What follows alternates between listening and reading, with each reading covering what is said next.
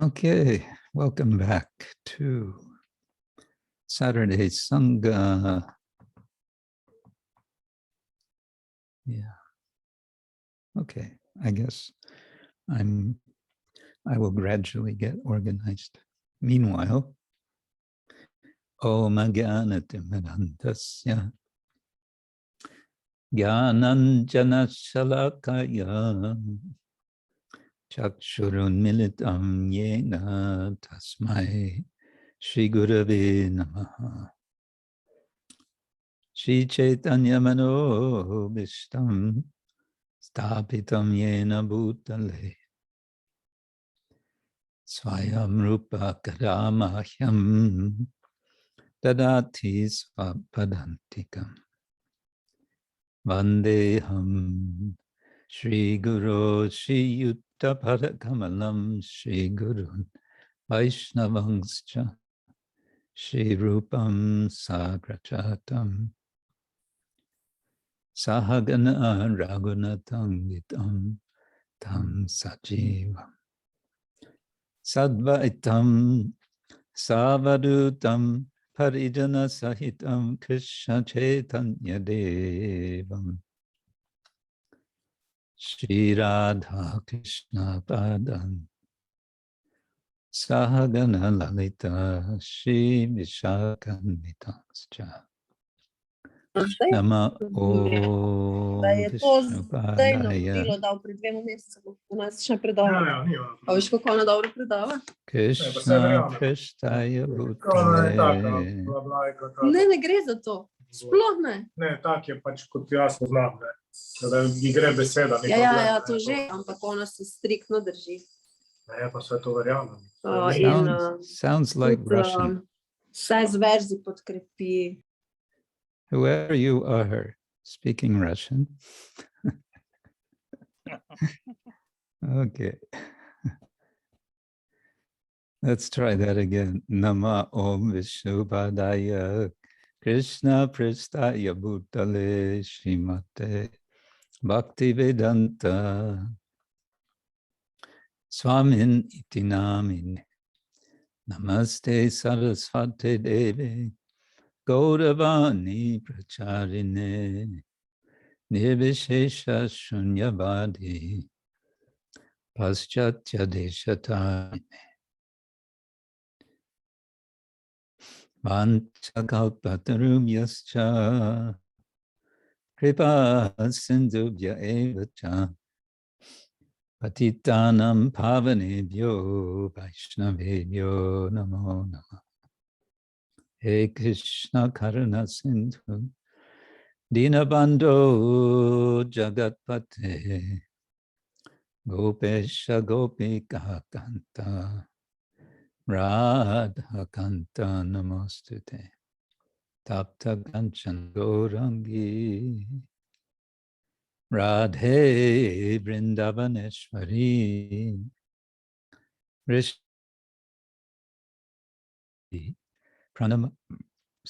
Pranamami Hari Priya. Jai Shri Krishna Chaitanya Prabhu Nityananda Shri Advaita Gadadhar Srivasadi Gaura Bhakta Vrinda Hare Krishna Krishna Krishna Hare Hare Hare Rama Rama Rama Hare Hare Hare Krishna Krishna Krishna Hare Hare Hare Rama Rama Rama Hare Hare. Welcome everyone to Saturday Sangha and happy Ekadashi for those of you who are observing Ekadashi today, and for those of you who are not observing Ekadashi, happy Ekadashi. And for those of you who don't know what is Ekadashi,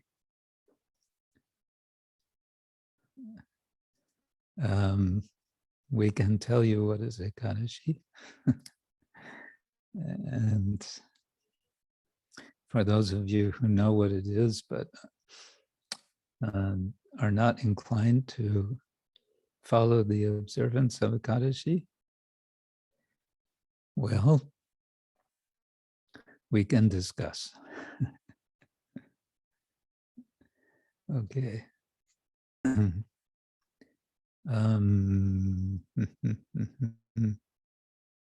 Maybe someone can remind me.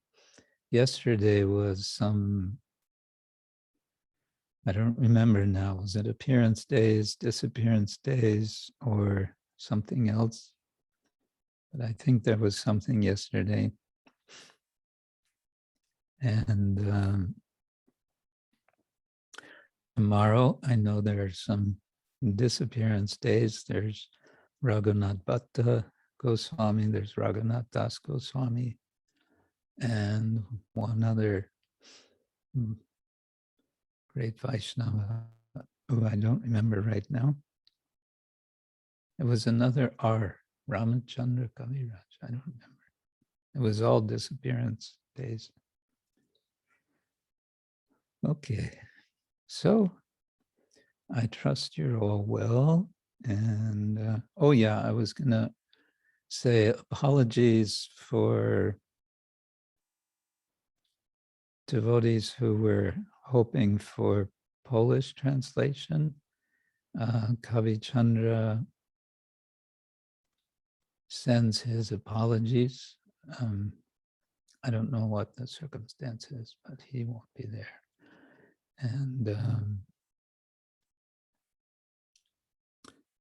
let's see. Rajaduta Gopal, I think, is traveling. Maybe Ananda Mayi wants to translate, but I don't know if there's anyone here who wants translation in Polish.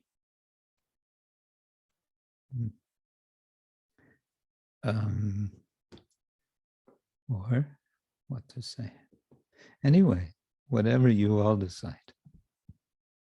Meanwhile, we will go visit Srila Bhaktivinoda Thakur in his Upadesa song number 16.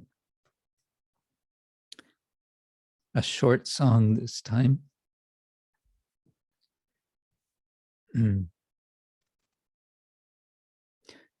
How is the pranam mantra? Namo Bhaktivinodaya Sachitananda Namine Gora Shakti Swarupaya Rupa Anuga Varayate.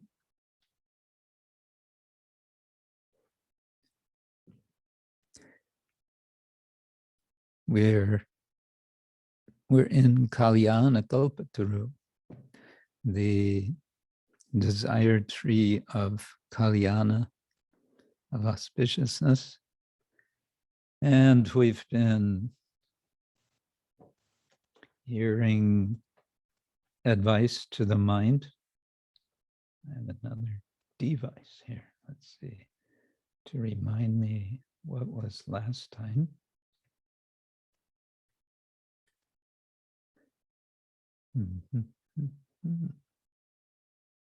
One moment, please.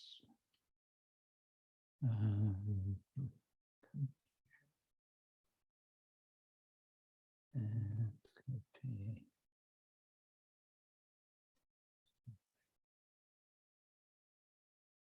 Oh yes. Here we go.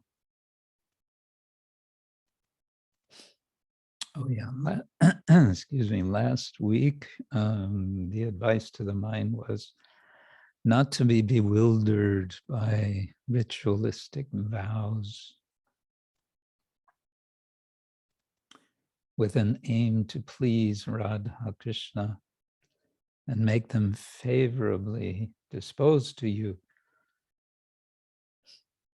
You accept various types of austere vows. But, and this was where we got the term sahaja tattva. Devotional service is actually a very simple and easily understood truth. For it is the soul's natural inborn tendency. Oh, that was the controversial statement. Your desire is to expand and enrich that devotion, which is already existing in your heart.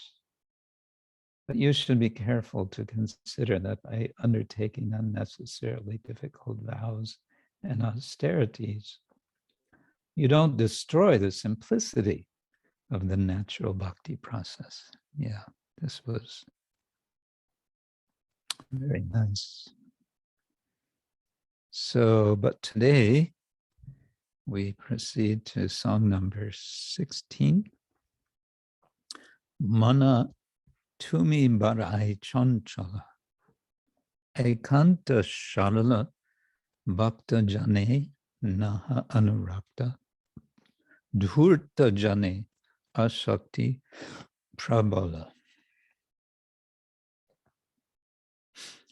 Oh, my dear mind, you are certainly most restless and flickering. You're not attracted by unalloyed devotees of the Lord who are free from crooked complications. But instead, you remain strongly attached to the company of sly, hypocritical cheaters. So the broad theme is association, bad association, and what's wrong with it. Yeah, we make distinctions. Everyone does, who we associate with. And making these distinctions, we make choices. So mana, O mind, Tumi Barai Cancala.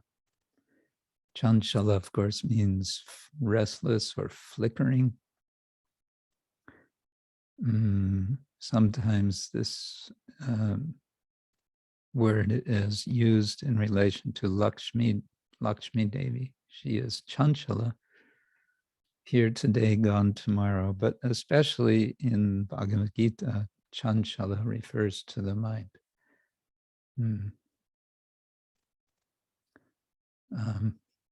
Yeah, I don't have it right here, but this is part of Arjuna's complaint to Krishna, that the mind is flickering and unsteady. Chanchalam hi mana, Krishna says it's so unsteady. So how to make it steady? Ekanta sarala bhakta-jane naha anurakta. You're not attracted, anurakta,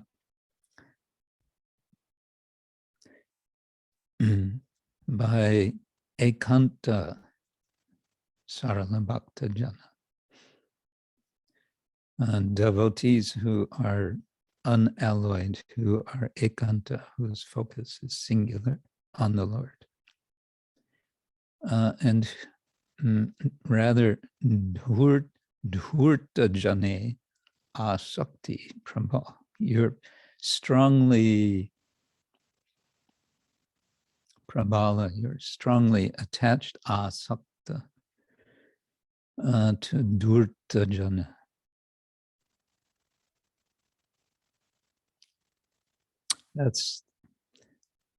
That's your misfortune. Second verse, bujrugi, bujrugi jane, je taba sadhu-jana she, dhurta-sanga tomare nacay. Those strange, deviant impostors, it's translated, bujrugi jane, are considered by you to be sadhus. Taba sadhu-jana she. So you're so-called sadhus. Dhurta-sanga tomar, tomare nacay. You are dancing merrily in their company. Nachana, dancing. Dhurta-sanga, in their company. Krura-besa, dekho, jar, shraddhas, pada, tomar. Bhakti kori paro tar pai. And those who have a cruel and hard-hearted nature are your most worshipable objects of reverence. Krura-besa. Krura means cruel, hard-hearted. I don't know. Krura-besa, Vesha. Base. Let's see who's here. Hare Krishna Maharaj. Yes. Sugopi is here. Yes. Pranams. Very good. Patience. Yeah. Besha is generally the cloth. So in the form you're wearing, you're trying to be cruel, as you said. So you're taking the form of a very cruel person. That's what. I see. I was thinking Besha means dress. Yeah. Okay. Char Shraddhaspad se tomar. What is this? Shraddhaspada. Shraddha, of course, faith.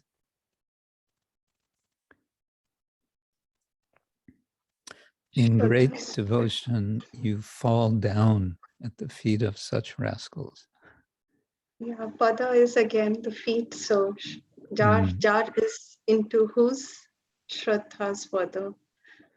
Who fell? You fell on someone's feet. Who is Okay, it's kind of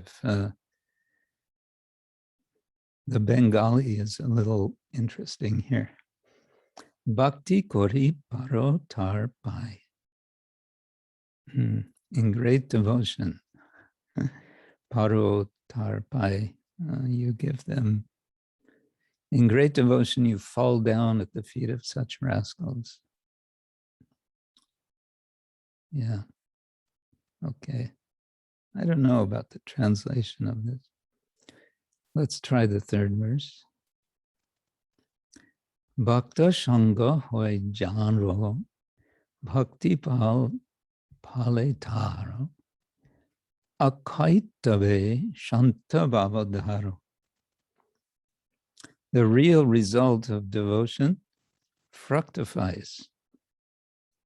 Pale. Bhakti-phal pale. For one who keeps the company of the true devotees of the Lord. Bhakta-sanga hoy jara, of whom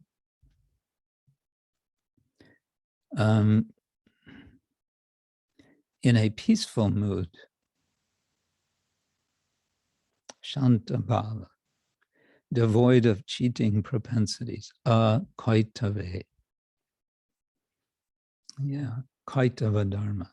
So we know that word from verse 2, Bhagavatam, Canto 1, Chapter 1. Dharma projita kaitavotra paramonir matsaranam. Right? So akaitave santa-bhava dharo. So keeping peaceful, in a peaceful mood, without cheating. Cancalata charimana bhajo krsna-sri-carana dhurta-sanga dure parihara. My dear mind, giving up your unsteady, flickering nature, Cancalata chariya, and abandoning the association of sly, deceitful cheaters, dhurta-sanga, dure parihara, in a far distant place, just worship the beautiful lotus feet of Krishna. Bhajo Krishna-sri-carana. Yeah, it's a short song. All right, let's see what we can do with this on the singing side.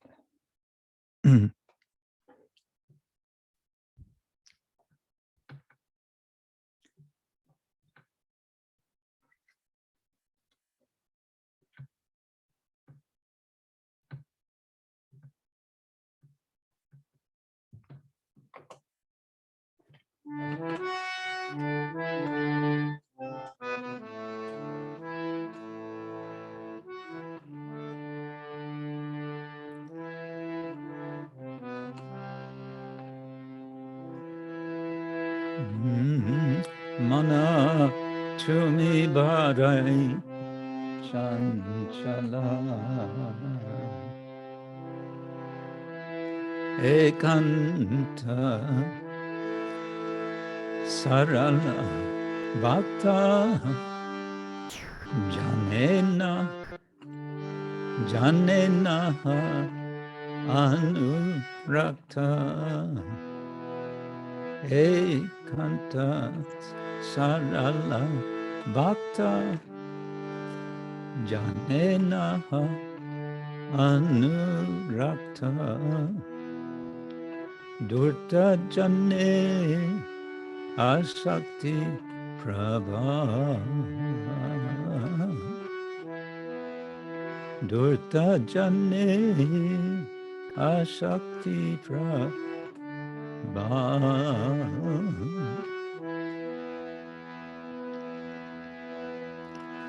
bujrugi jane je taba sadhu-jana se bujrugi jane je taba sadhu-jana se dhurta-sanga tomare nacay dhurta-sanga tomare nacay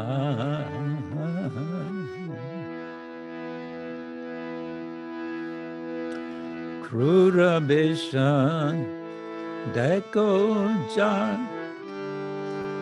shraddhaspada se tomar krura-besa dekho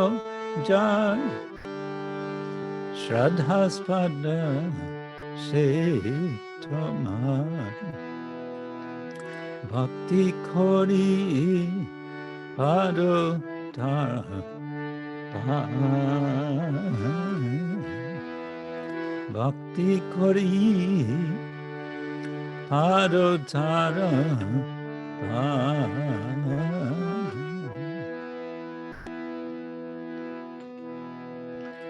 bhakta-sanga hoy janra bhakti-phal hale tara bhakta-sanga hoy janra bhakti-phal hale tara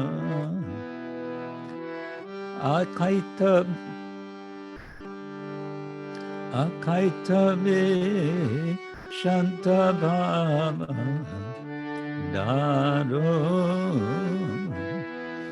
akaita be santa-bhava daro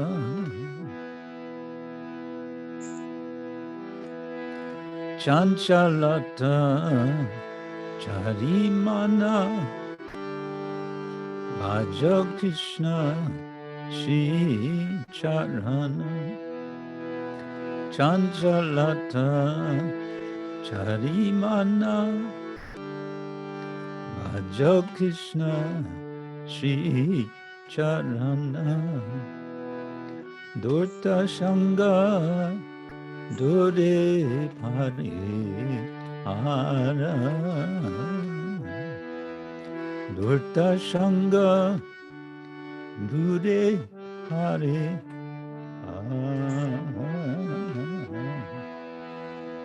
Hare Krishna,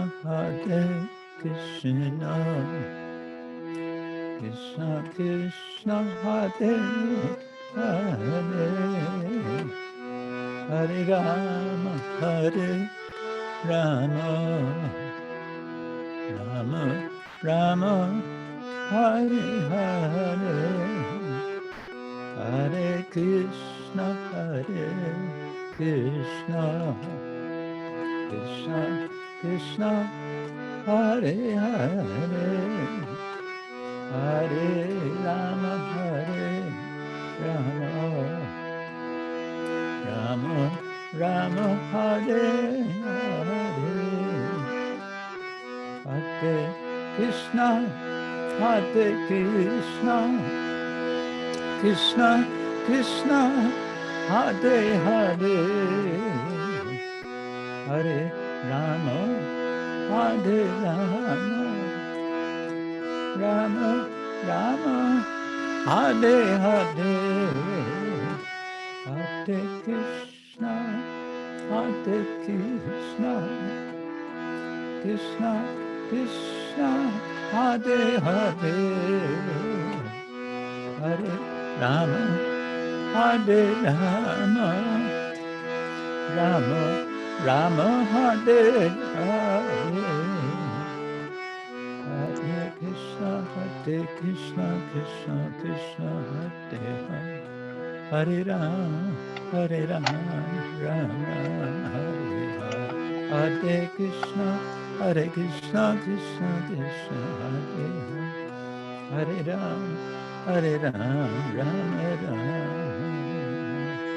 Hare Krishna, Krishna Krishna, Hare Hare, Hare Rama, Rama Rama, Hare Hare, Hare Krishna, Krishna Krishna, Hare Hare, Hare Rama, Rama Rama, Hare Hare.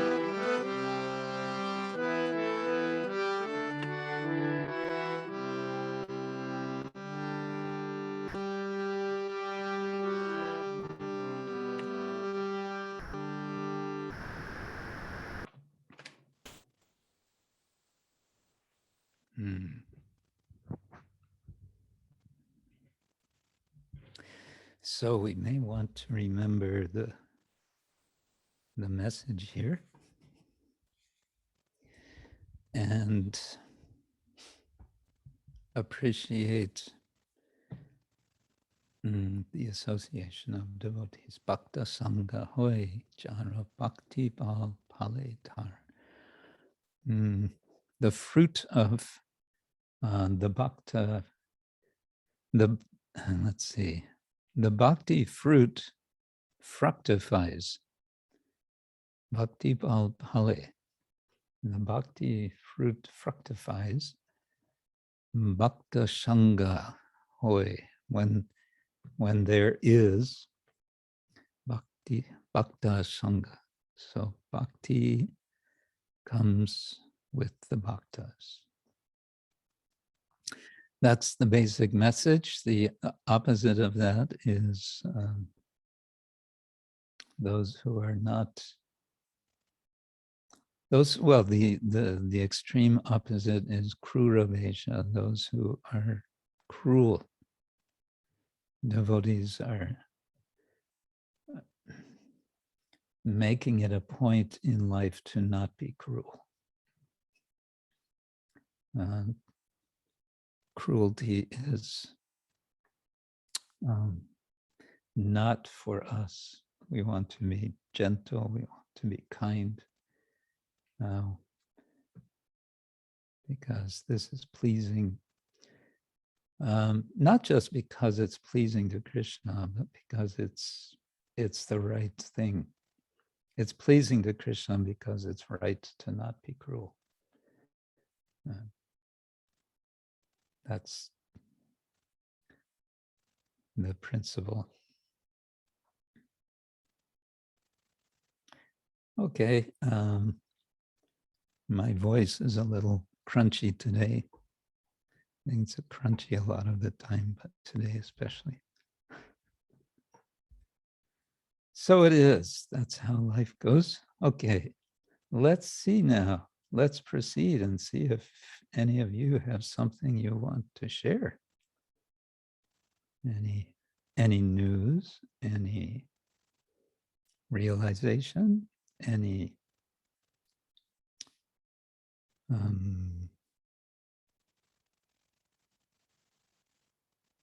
we can also discuss something in the way of questions on your mind, if you like.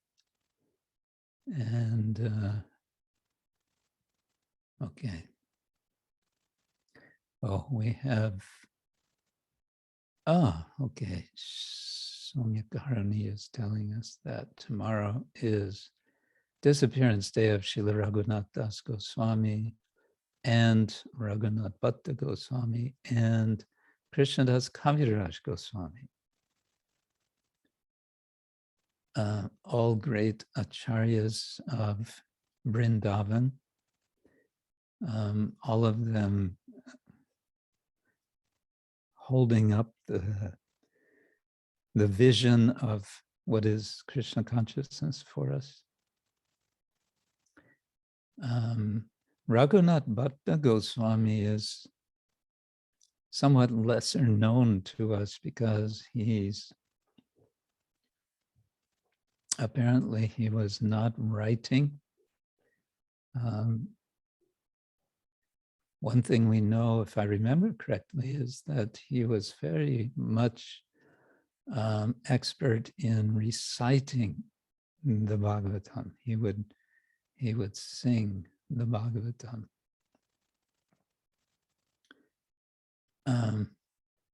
Raghunath Das Goswami, of course, is described quite extensively in Chaitanya Charitamrita as a very dear devotee of Chaitanya Mahaprabhu, who really had to show great determination in order to break away from his family situation and take shelter of Mahaprabhu, and eventually to go to Vrindavan, where his bhajan kutir is in Radha Kunda. I like to think that he would sit there and do his writing. There's the poetry. Raghunath Das Goswami was a poet. And one of the important works of Raghunath Das for us is certainly his Mana Shiksha. We haven't had a Mana Shiksha for a while, have we? Perhaps this is what we should do. Have a verse from Mana Shiksha.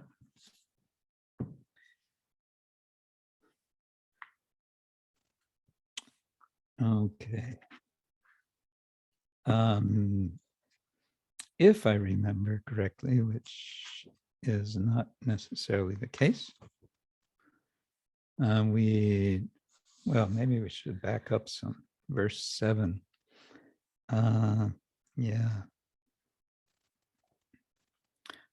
Pratishta shahadrishta swapacharamani me hridinatet katam sahadu premna sprishati suchire tan nanumana sadatang se basva prabudayata saman tamatulam yatatang nishkasya tvaritamihatam ve shayati sa.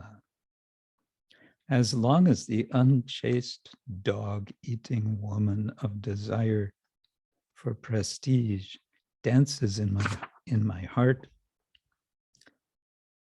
how can the chaste and pure lady of love for Krishna touch it? Therefore, O mind, you should always serve the incomparable beloved devotee commander of Krishna's army. who will immediately throw out the unchaste woman and establish the pure lady of love in the heart. Now, someone could object and say, well, this sounds kind of violent. And this head of the army of Krishna is going to throw out this woman. Shouldn't he be more gentle with her? Well, in general, yes, but when it comes to the desire for prestige,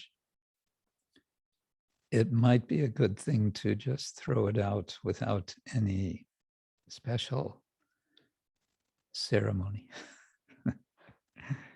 In other words, the idea is to be firm and recognize. We want to recognize in ourselves, rather than, going around judging others for their faults.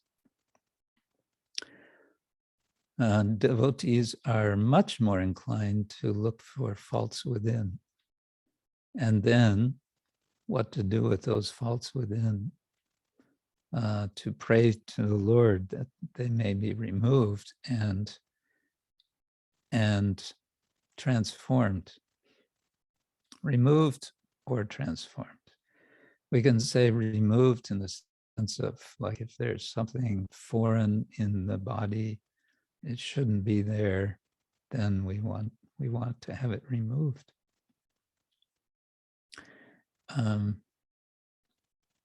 But we also speak of transformation or purification, purifying the heart. We don't throw the heart out, we purify it.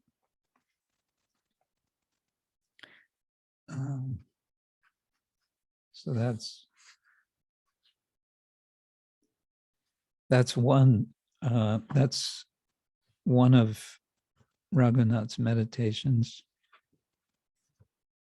my dear mind. And then number 8, yata dushtatvam me davayati shashtasyapi kripaya shatasya pikripaya yata mahyam prem amritam yata mahyam prem amritam api dadatyu-shvalamasa yata shri gandharva bhajana vidaye pre rayati mam tata goshte kakva giridharamiha tvang bhajavana. Trying to get the short and the long syllables right. Even though I am a cheater, the Lord's mercy can drive away my inherent wicked nature. Okay, here's kind of the point to answer the doubt from the last one. The Lord's mercy can drive away my inherent wicked nature, give me the glowing nectar of divine love, and inspire my heart with the process to worship Sri Gandharvika. Therefore, O mind, with pleading words, you should worship Sri Giridhari here in Vrindavan.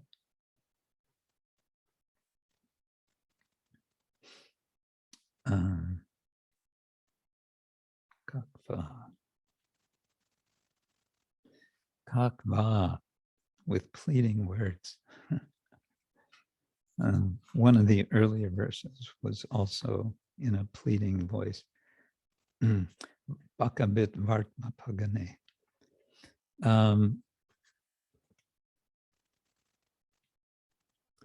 Yeah, so in relation to the previous, which was describing a kind of violent throwing out of the desire for prestige, this verse is saying, actually, you, O Lord, can drive away my inherent wicked nature.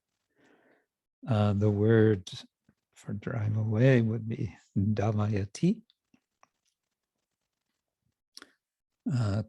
causing to run, I believe. literally. Yata dushtatvam, this dushta, this evilness, dushtatvam is the abstract noun. Me, from me, davayati, you can drive it away, you can cause it to run away.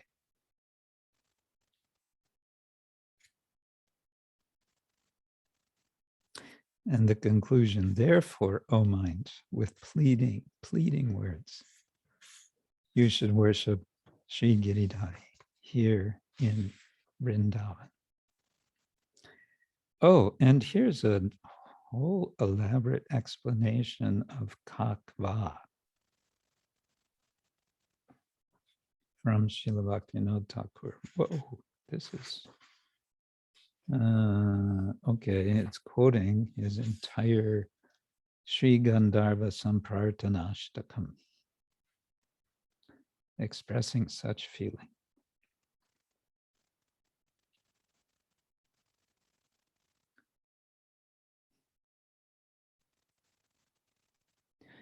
This is Srila Rupa Goswami's Sri Gandharva Samprartanashtakam.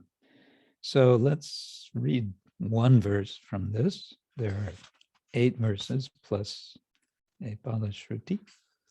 Vrindavane viharator ihake likunje mattadvipa pravarakotuka vibramena sandarshayasva yuvayor vadanara vindatvanvang videhi mai devi kripang prasida.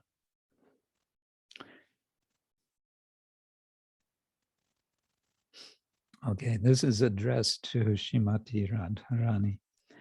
You are roaming freely in this pleasure grove in Sri Vrindavan, enjoying love like the greatest of intoxicated elephants.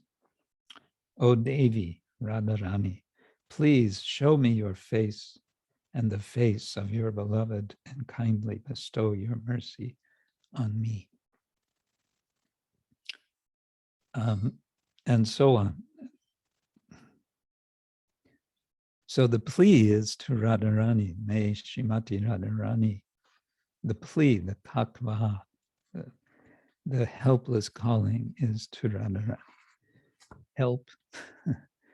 And it starts with an expression of appreciation of Srimati Radharani and her mood. What is her mood? First of all, where is she? She's roaming, says, freely in this pleasure grove in Sri Vrindavan. So we can envision, we can picture. Mattadvipa pravara kotuka vibramena. Mattadvipa. Dvipa can mean island. I think that may be with long I, but this is dvipa, short I, so it means elephant. Mattadvipa, a mad elephant or intoxicated elephant.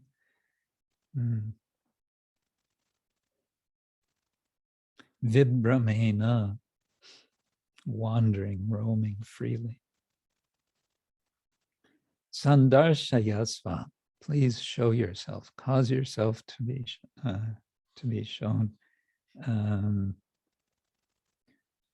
You and of your beloved, you vayaho, of you too.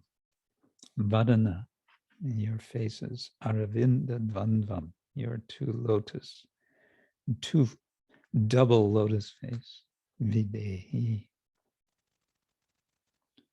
And give me, bestow upon me your mercy, kripa, prasida. Yeah, so Raghunath Das Goswami is praying to the mind.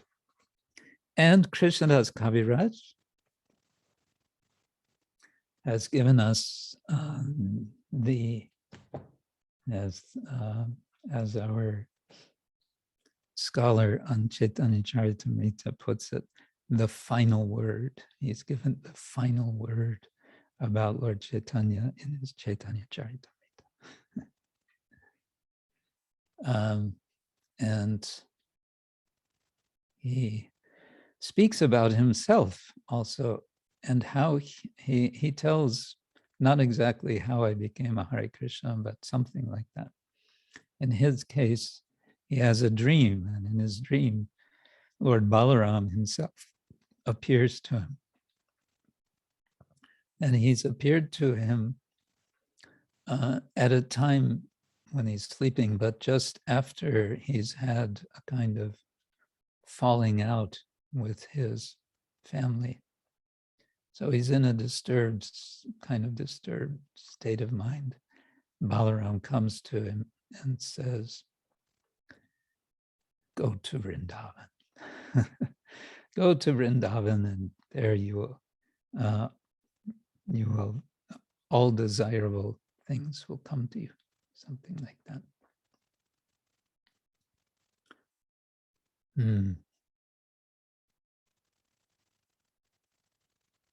So let us remember all of these acharyas. Dira Lalita says, or asks, does Srila Bhaktivinoda Thakur refer her to Mayavadis? Oh, here, I guess, to Mayavadis when he says cheaters. How do we know who are the cheaters? Well, in the song, he doesn't say. He has other songs. I think we had one in the Sharanagati series. It was one of the songs in the section on pratikul,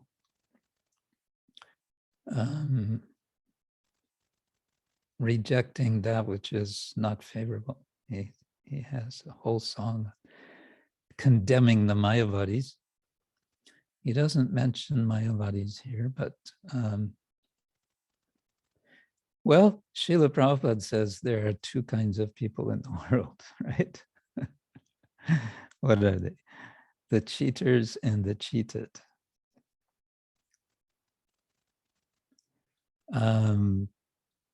Two categories. Everybody is either cheater or cheated. This is a serious condition to be in. Now, does that mean we should be always suspicious of everyone all the time?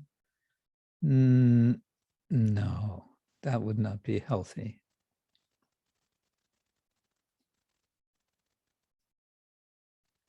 He's not specifying in the song, so who is he referring to?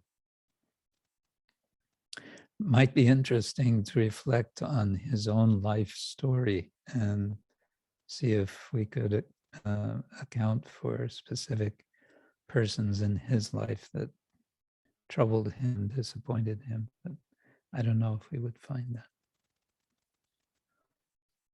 that. Oh, and I would like to share my little understanding of Chaitanya Charitamrita Adi Lila 4:135 and ask a question at the end of sharing.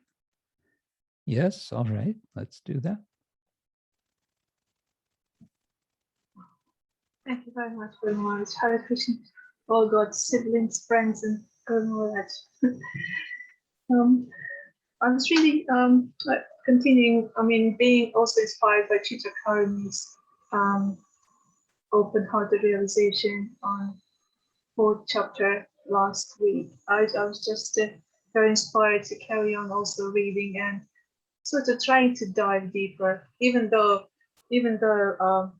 these are real like high waters, deep waters. That I'm not sure how much of my heart is in there and how much of my mind is in there, diving deeper. But let's not take too much time of yours, Guru Maharaj. Is in the verse Adilila chapter 4, verse 135. There was just one sentence written, And that sentence is about Krishna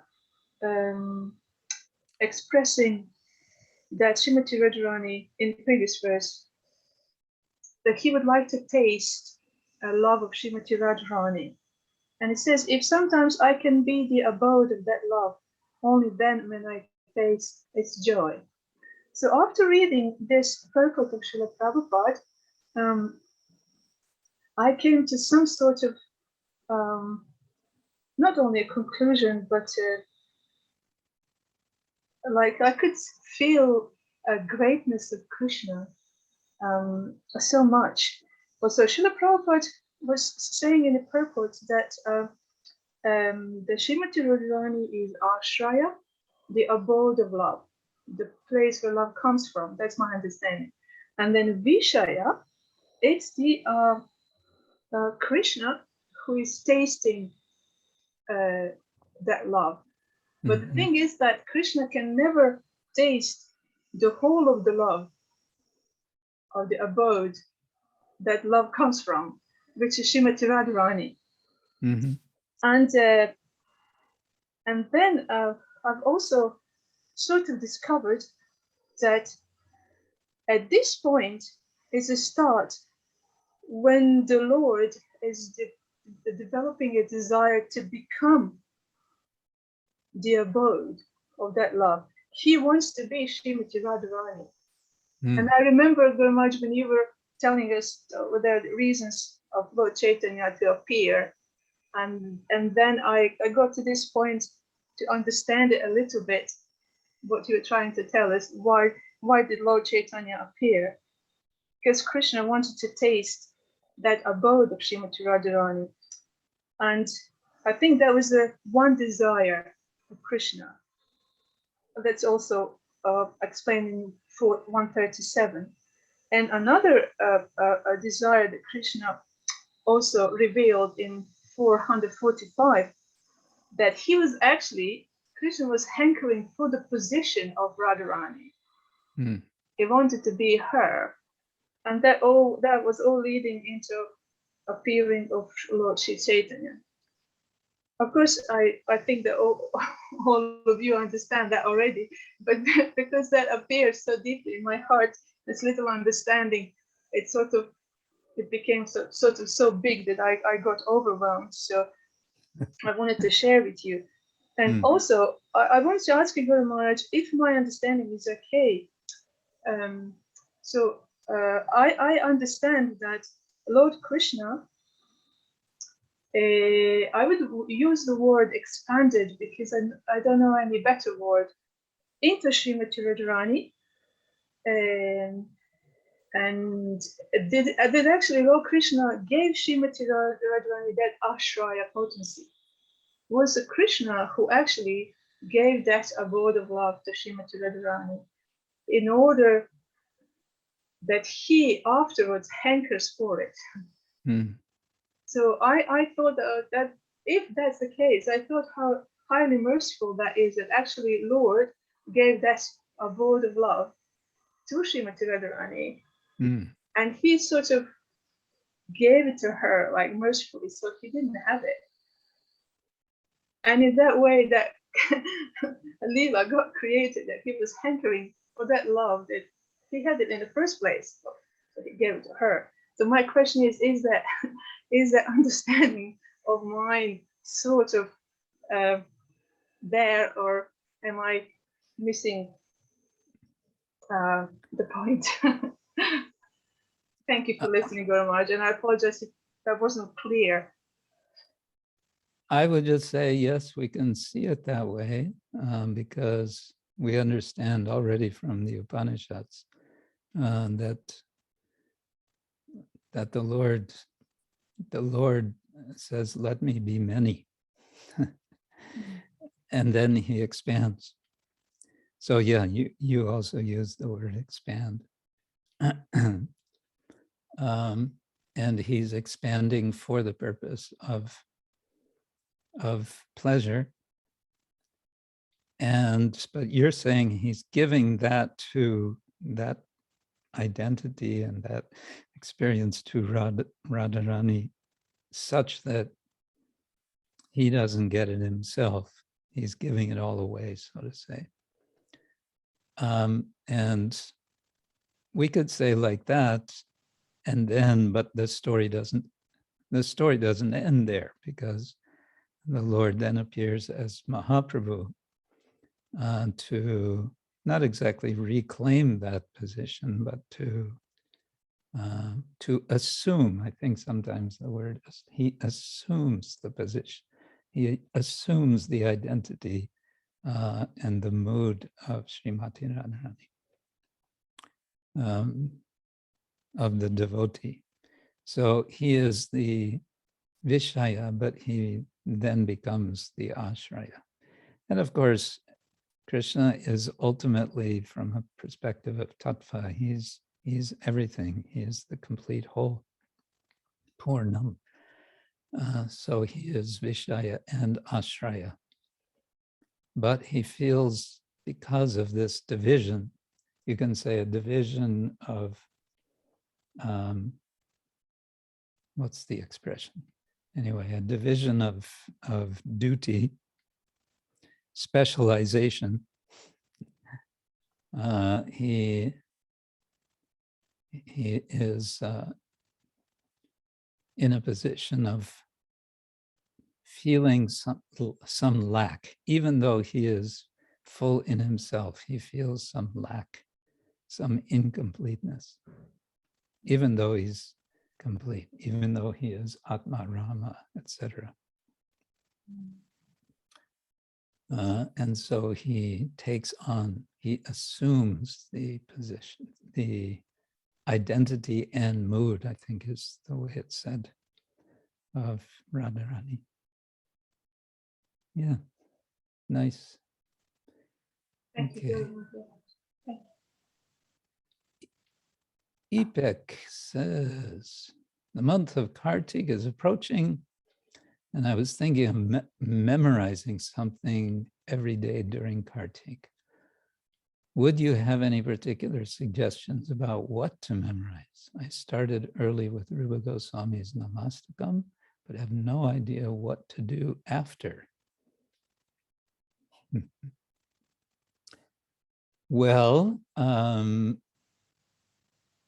if you don't yet have memorized the Damodar Ashtakam, then I would say that would be the next. But if you've already memorized Damodar Ashtakam, then there's so many other Ashtakams.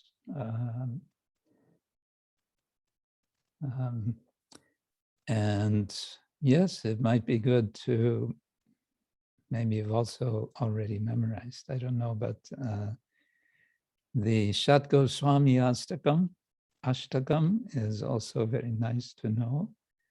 Srila Prabhupada used to chant Shat Goswami Ashtakam. He really liked to glorify the 6 Goswamis. There was a time, in fact, when instead of chanting Jai Radha Madhava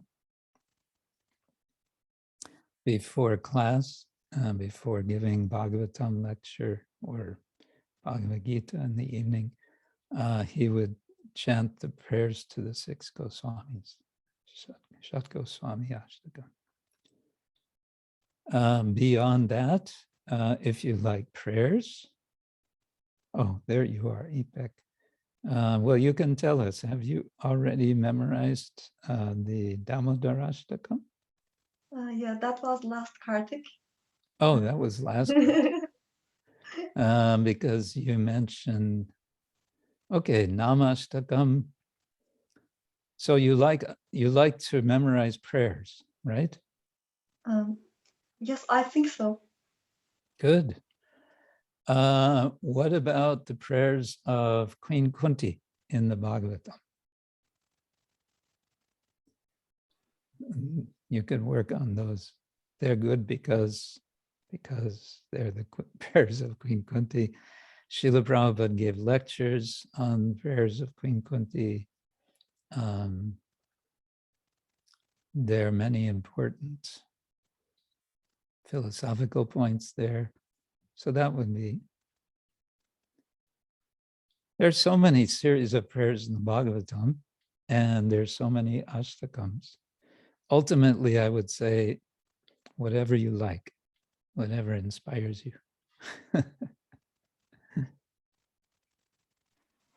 Thank you so much, Krishna Kshetra Swami. I will look at Queen Kunti's prayers and Sadhu Goswami. Oh, okay. Thank you so much. Yes. Okay. And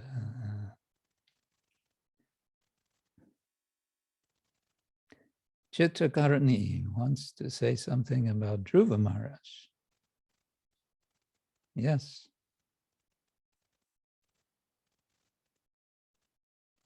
Hare Krishna, please accept my respectful obeisances, Guru Maharaj. Hare Krishna.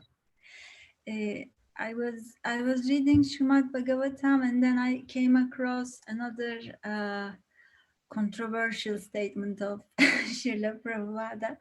In the beginning, while he's telling the story of Dhruva Maharaj, he was saying that our pole star is the center for all other stars and solar systems, for all of them circle around the central pole. So I take it as another maybe topic. I don't know how to be explained. But the thing here is because yesterday we talked about the heavy austerities, and then I came across this fourth canto, part 2.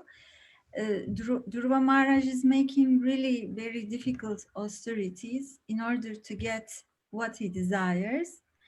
And in the end, he really gets what he desires, but then he didn't become happy of what he gets with these heavy austerities, because he wanted a very exalted position, higher than Lord Brahma. And Vishnu, he saw Vishnu in the end, personally, face to face, and then suddenly he became so unhappy, because this is not what I want. Wish I desire something else. So all these austerities is gone for a way, and he didn't happy of having this most exalted position. So it's like this heavy austerities has some sort of this mode of passion inside of it. I think this chapter is kind of proves it, because then Srila Prabhupada says that, but before going to the forest to make all these austerities, he took an advice from Narada Muni, and Narada Muni, his spiritual master, told him, no kid, don't do these things, boy, don't go to the forest, just go to your home, you are a devotee, and do your devotional service and everything will be fine. But he didn't listen, and he go to the forest to do these austerities. And if he simply listened to the spiritual master and take it easy and just chant and do the devotional service, he would get the same result, seeing the Lord face to face after some time. Because now then he condemned himself to stay in the material world for 35,000 years. And so it became hellish for him, because now he wants to go back near Godhead, but he can't because of his desire. And so it's like we should be very careful about our desires and this passion mode of austerities. Mm. Yeah, that's an interesting perspective, because we usually think Narada's advice, his initial advice, was a test. I think Prabhupada speaks like that. It was a test, and Dhruva passes the test by saying, no, I'm going to do this. And on one side, as you say, he gets something which he ends up not wanting. On the other side, he gets what he wants. He doesn't know he wants it, but he doesn't know how much he actually wants the Lord. when he sees, when he has darshan of the Lord, then he realizes how insignificant everything else was. But then also by that perfection, of course, he goes, he is awarded Dhruva Loka, and so on. And incidentally, Dhruva Loka being the center of the universe. Well, from the perspective of the northern hemisphere of planet Earth, the pole star functions in that way. So we can say in that way it's understood. Maybe modern cosmology says there's countless trillions of stars and we are just insignificant off in some corner of the universe. But if you go outside, if you're in the northern hemisphere, you go outside at night and it's a clear sky, there's Dhruva Loka. And sure enough, everything is revolving or seems to revolve around Dhruva Loka.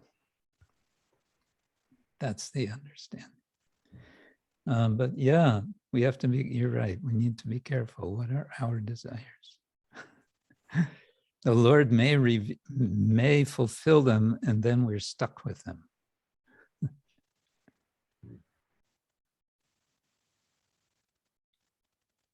Thank you.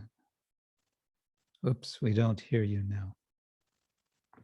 Oh yes, but when I read Bhagavatam and these stories, when we desire something, we can't take it back. It's like it has to happen. You don't say no, I don't want it. No, it can't. Yeah, therefore be careful. Sugopi tells us that Raghunath Bhatta Goswami was also a good cook. Imagine being able to have some prasadam that was prepared by Raghunath Bhatta Goswami. And Vrindapati says, if a Gandharva is less than a Deva or Devi, why does Srimati Radharani get called a Gandharvika? Is there a reason for this? Well, there's probably a reason, there's probably a whole story, but all that I know, isn't it the Gandharvas and Gandharvikas are famous for their beautiful singing? Isn't it the Gandharvas sing and the Apsaras dance, but there's also Gandharvikas. So Srimati Radharani is certainly the best of singers. That's the only reason I would know. And we can always count on Avadhuta Raya to have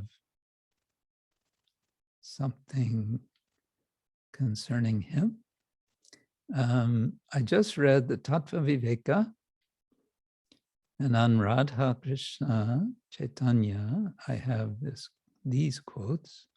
Quote, if you think that the word ekatma refers to Lord Chaitanya alone, then it would seem that Radha and Krishna appeared later than him. Do not waste your time uselessly arguing who had appeared first, Radha Krishna or Lord Chaitanya. Everything in the absolute reality exists eternally in the present. Sri Krishna and Lord Chaitanya's pastimes exist eternally and concurrently. The glory of the absolute truth is its uninterrupted spiritual pastimes. Yeah, so if we think in terms of mundane time, then we see sequences. And when we want to get a glimpse into Krishna Lila, then we have to kind of switch off our sense of time and space and enter into the place of absolute time and absolute space where everything can go on simultaneously, everything can expand the perfect becomes more perfect and then most perfect, and so on. And where all contradictions are resolved, the Lord is characterized by his resolving all contradictions. Madana Jivani also wants to memorize Queen Kunti's prayers. And the Lord became the doorkeeper of Dhruvaloka, so we'd have the association of the Lord. I don't remember this, but somebody else can confirm. Lord Vamana, of course, becomes the doorkeeper for Bali Maharaj in Sutala. But it could well be that he also becomes a doorkeeper for Dhruva Maharaj. And we have a question from Sinisha. Bhagavad Gita 10, 4, and 5. There Krishna says that pain, fear, and so on are created by him alone. I understand that he is not the reason for my pain or fear, because that comes when I identify with matter or maya. In which way I can understand that fear and pain created by him? Yeah, good question. Now, while I'm thinking about this, I'm going to disappear for 1 minute or possibly slightly more. So while I'm disappearing, feel free to also disappear or talk to each other. Hare Krishna.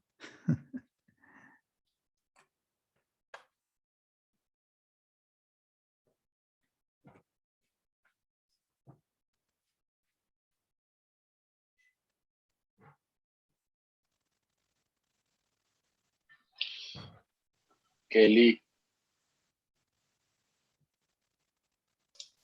Dear devotees, would you be so kind just to stay in the meeting after the session so we can discuss a few things as stated in the invitation? So just a reminder. Thank you. Hare Krishna.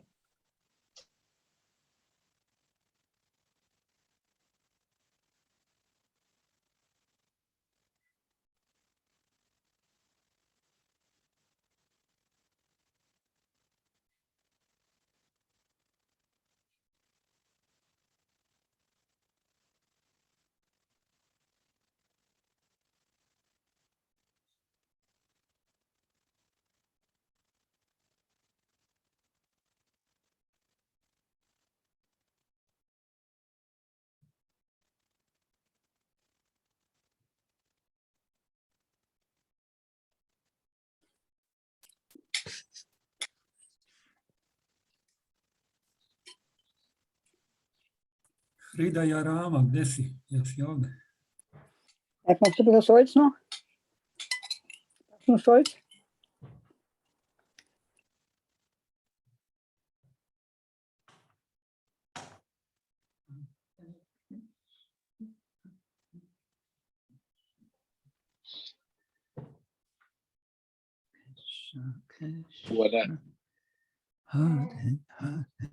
Okay, I'm back.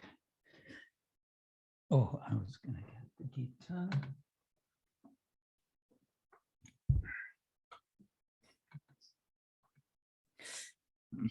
Yes, that's a verse where, excuse me,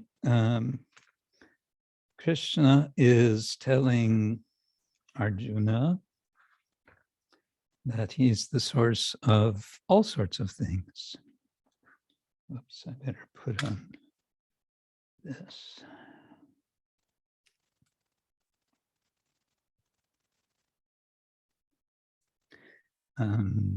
So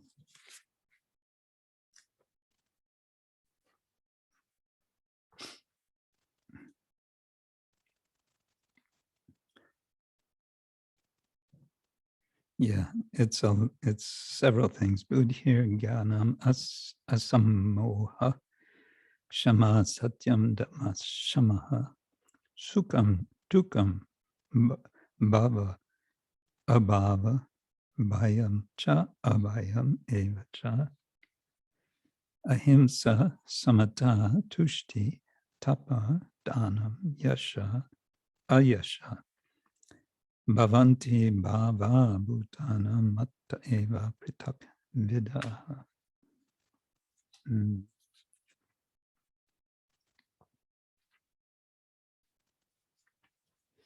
So how is this? Well, I think the simple point is Krishna's saying by giving a few examples of different things, he's the source of everything. Aham sarvasya prabhavo matta sarvam pravartate, he will say later in this chapter. But also, many of the things that he lists here are opposites. There's happiness and distress, birth and death, fear and fearlessness. And then some things which are not opposites of each other, fame and infamy. And then it says all these various qualities of living beings are created by me alone. I would just say it this way, that whenever we experience, for example, fear, if we can remember that the feeling that behind the feeling of fear, Krishna is there, then that becomes a way of remembering Krishna. It's similar to the, Krishna says, I am the taste and water, I am the light and the sun and the moon. All of these different features of this world, Krishna says, I am that. So in a similar way, there we all have strong emotions at times. And when a strong emotion comes, if we can step back just a little bit and say, oh, this feeling I have, that is also Krishna. And then we can become detached from it, and we can accept it. We can accept because it's Krishna. We don't have to fight it.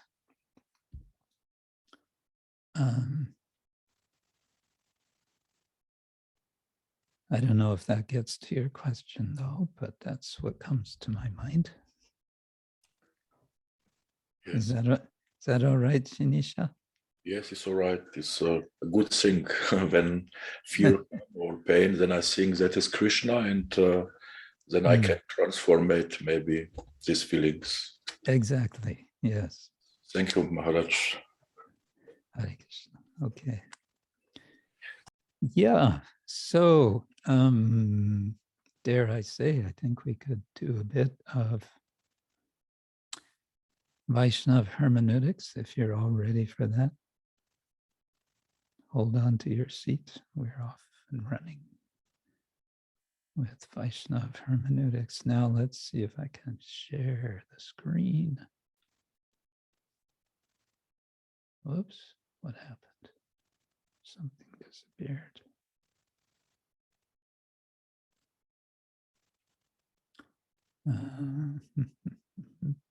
Oh, there it is. Okay. Share screen. And then, yeah, this one and this one. Okay. Okay, I can move that to the side. Hoping you can see this. I should probably make it bigger. We can do that. Oops, I better close that.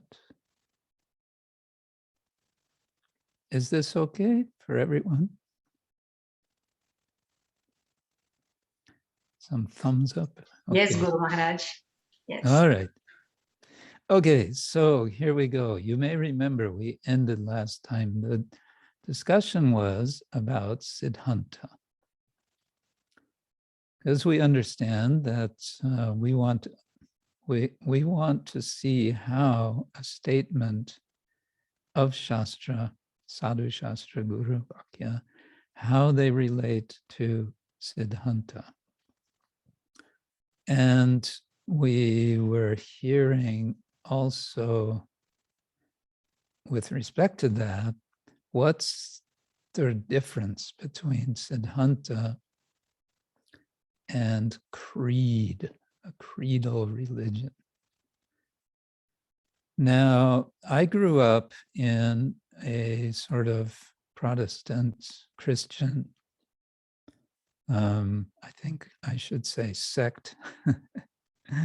It was a rather small tradition, which was first created in the late 19th century in America. That's another story, but it was a kind of austere tradition. There was no, churches are very, very, very simple without any, ornamentation, no statues and no paintings really. So it was kind of, I guess, anti-iconography was one aspect, although that wasn't, I don't know, it wasn't emphasized explicitly. But they never talked about it one way or another. But then occasion happened when I was maybe 12 years old to visit a Catholic church, Roman Catholic church. And I was amazed by all the ceremony, the ritual, and I thought it was wonderful, actually. And all the color and paintings. I don't know if I'd ever been in a Catholic church before. In America, it's mainly Protestant Christianity. Anyway, the point is, I've also attended, rarely, but a few times, I've sat in Roman Catholic Church services. And I know that at one point, there's a kind of recitation of the church creed. It's just going through, I don't know, 5, 6, 7 points. Briefly, it just takes a few seconds, but everyone is reciting that creed and saying, I believe, da da da da da. So what Radhikaraman Prabhu here is saying is, that's not what we do. We don't recite a creed, and we don't say that if you follow this creed, you're in, and if you don't follow it, you're out. Rather, and this is the conclusion he comes to, this verse, it's the very last verse of the Shvetashvatara Upanishad. Yasya deve para bhaktir yata deve tata guru tasya te katita hyarta prakashante mahatmana. Only unto those great souls who have implicit faith in both the Lord and the spiritual master are all the imports of Vedic knowledge automatically revealed. So the idea is to understand Siddhanta through faith in Guru and Krishna. But before this, he also mentions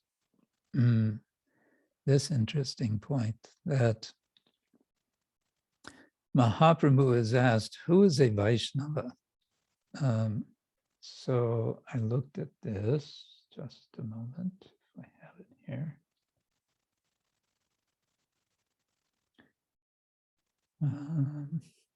108, 105. Okay, we go back a little bit. So this is in chapter 15. The Lord accepts prasadam at the house of Sarvabhauma Bhattacharya. And purport. And I'm just scrolling here. We're almost there. Okay.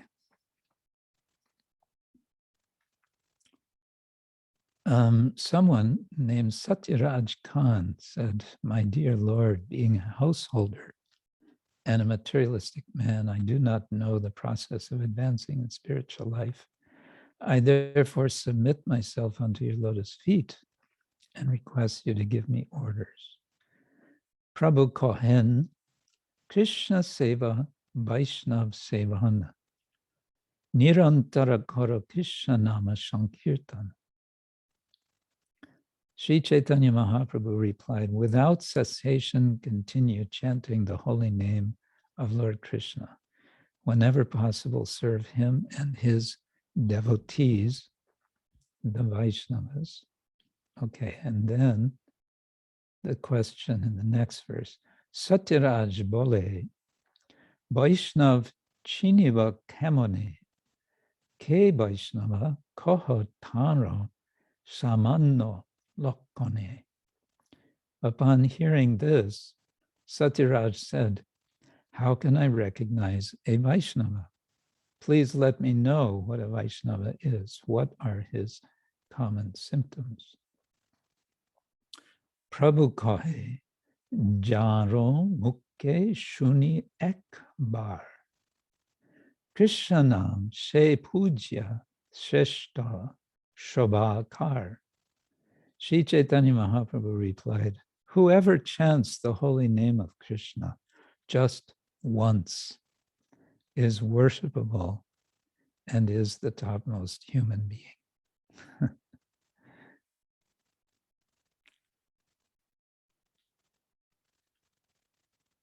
Well, that's not all that Lord Chaitanya says about being a Vaishnava, but that's the core, that's the essence. And the point here is simply that it's not about being part of a creed. It's about what you do. It's not what you believe, because what you do will naturally follow what you believe and vice versa.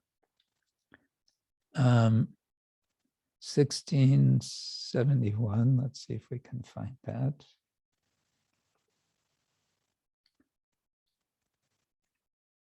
I should have made this visible for you all, but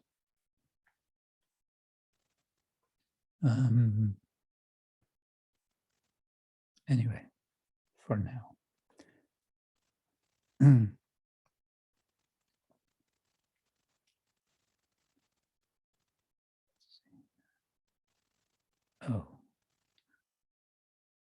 Oh, that's the wrong one. Okay. Okay. Tenho kahe ke Vaishnav ki tara lakshan. Same question. Who is a Vaishnav? What are his characteristics? Tabe hasi kahe Prabhu jani taraman. The inhabitant of Kulinagram said, "Please let me know who is actually a Vaishnava and what his symptoms are." Understanding his mind, Sri Chaitanya Mahaprabhu smiled, gave the following reply. Krishna nama nirantara jahar vadane, she Vaishnav shreshta bhojo tahar charane. A person who is always chanting the holy name of the Lord is to be considered a first-class Vaishnava, and your duty is to serve his lotus feet. Okay, so in the previous chapter, we heard someone who chants even once Krishna's name is to be honored as a Vaishnava. And of course, Srila Rupa Goswami in his Upadeshamrita says the same. Krishneti yasya giritam manasadriyeta. Okay, but he goes on. Oh, another long purport to this. Varshantare punatara aiche prashna koila Vaishnaver taratamna Prabhu Shikaila. It's funny. This is a question that what we read before just now from an inhabitant of Kulinagram. So they've come to Puri, they're meeting Lord Chaitanya, and they have a question: how to recognize a Vaishnava. Now, in verse 73, it says, the following year, the inhabitants of Kulinagram again asked the Lord the same question. Hearing this question, Sri Chaitanya Mahaprabhu again taught them about the different types of Vaishnavas. Jahar, this is his answer. Jahar darshane mukhe aise krishnam tahare janiha tumi Vaishnava pradhan.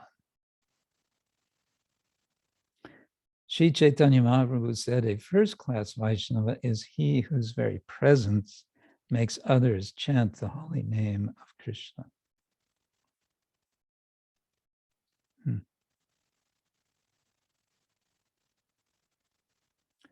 And then it goes on to elaborate different qualities of Vaishnavas. Anyway, the point here, though, is simply that Lord Chaitanya puts all the focus on chanting the holy name. Someone who chants Hare Krishna mantra is a Vaishnava. Very simple.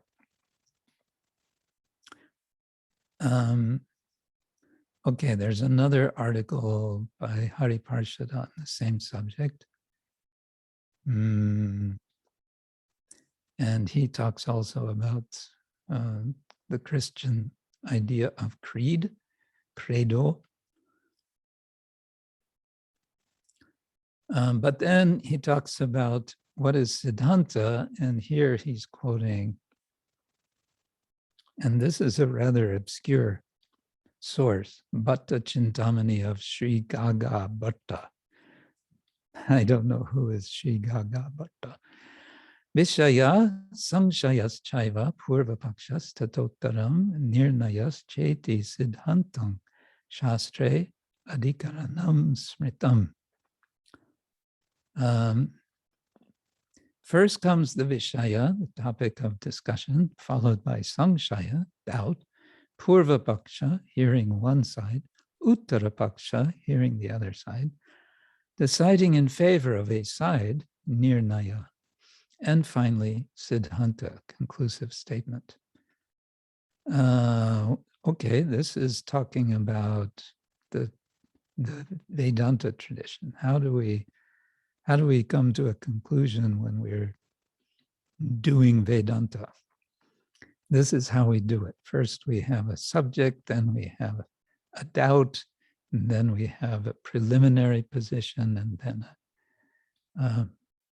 the opposite position. Then we decide in favor of one nirnaya, and then finally we get a conclusion. There's variations on that, but this is the basic idea.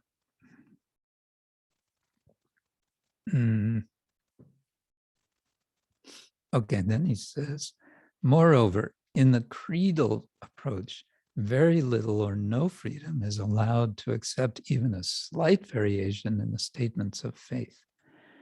In the case of Siddhantic statements, however, there are many places where even the previous acharyas have differed in their opinions.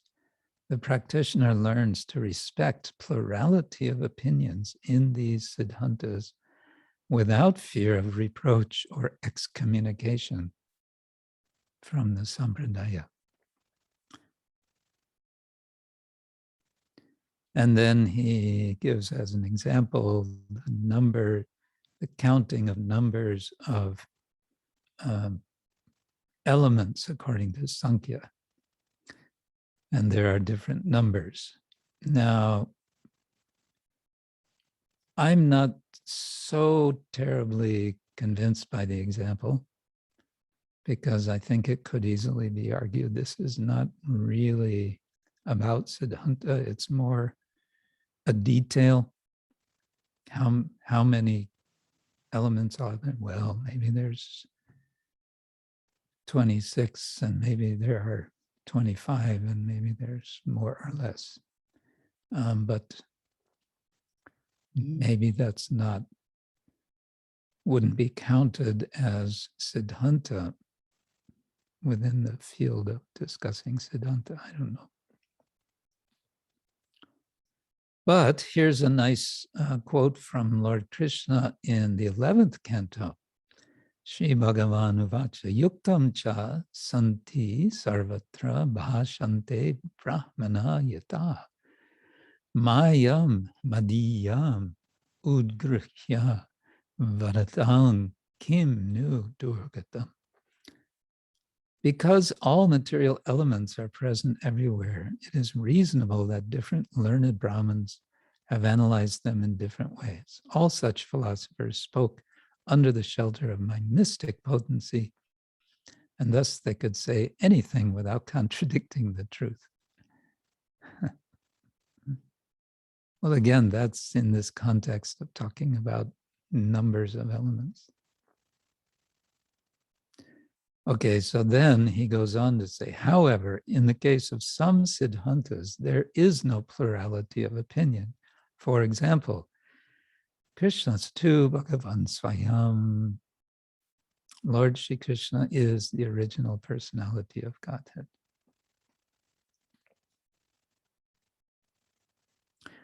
Okay, finally, the creedal approach is a reductionist approach to defining a faith,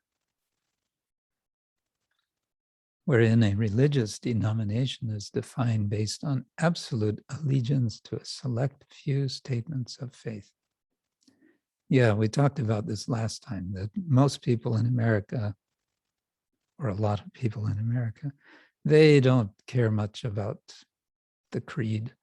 They just like the music, or they like that the church is nearby their house or whatever. According to Bhakti Rasamrita Sindhu of Srila Rupa Goswami, Yo bhavet komala shraddha sa kanishto nigadyate. Even a person of soft, pliable faith is denoted as a kanishta adhikari and is made to feel a part of the sampradaya without pressurizing them into a formal admission of faith. That's an interesting application of that. Okay. After all of that, then, you might ask, I might ask, we all might ask, so what is Siddhanta? Here's a definition. Haridev Prabhu says, in a specific sense, it may refer to particular aspects of the general understanding or philosophical teachings, while in a broad sense, it refers to the entire gamut, that is the whole collection of teachings of a particular school of thought. Okay, so we can have a Siddhanta on a particular point of theology, such as Krishna's tu Bhagavan Swayam, or it can refer to the whole collection of teachings, the whole collection of doctrines.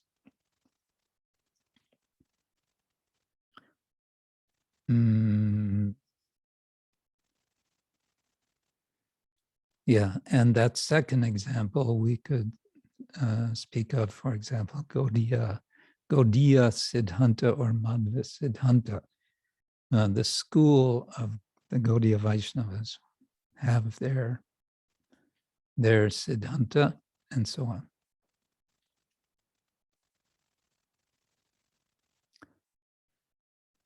Here's another point to keep in mind, sometimes we find the term siddhanta used in contrast with the term rasa.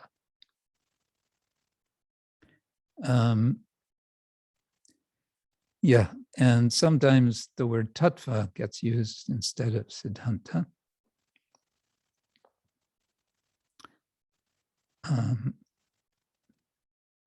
However, such use is merely another example of the term siddhanta used in a limited sense. Okay. The ultimate sense siddhanta means bhakti siddhanta, the final conclusions of the bhakti school.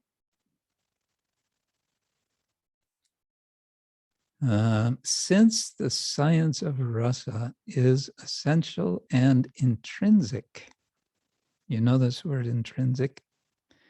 It means it's built in, it's inseparable. To the Gaudiya Bhakti Siddhanta, to speak of Siddhanta as something separate from rasa is not fully correct, at least in the ultimate sense of the Gaudiya tradition. Okay, that's kind of, we might say, a little bit detailed. And then he talks about Siddhanta in terms of Vedanta.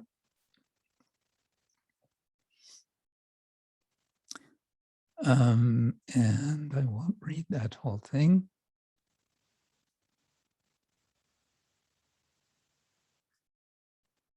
Yeah, it's interesting because, of course, the word Vedanta, anta indicates the end. It's the culmination of Veda.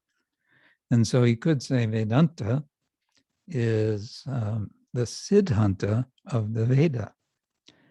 But it's more complicated than that because there are so many different schools of Vedanta.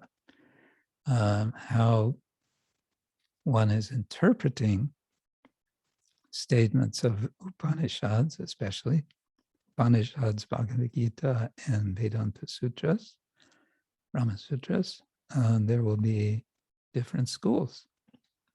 And each of them will have a different Siddhanta. Although amongst the Vaishnavas, there are 4 main Vaishnava Vedanta schools, and the Gaudiya Vedanta school, there's actually not really argument amongst them. They are simply making different ways of understanding the essential truths of Vedanta. And but Bhaktivinoda Thakur says the culmination of them is Gaudiya Vedanta, Achintya Veda Vedavada.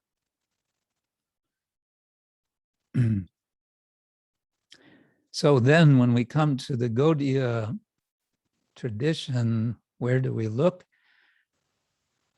For Siddhanta, a good place to start is with Srila Jiva Goswami's Bhagavata Sandarbha, also called the Shat Sandarbha. Shat just means 6.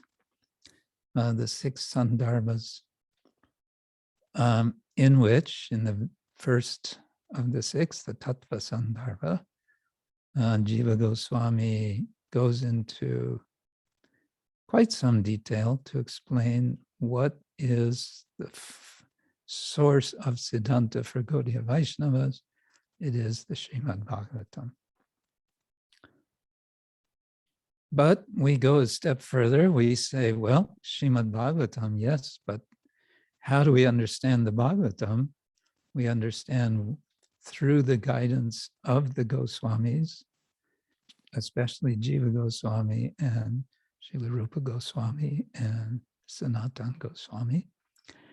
And we understand the whole spirit of bhakti through Chaitanya Charitamrita, following the not just teachings, but the life of Chaitanya Mahaprabhu. Some more definitions. Let's see. Nyaya Sutra has one.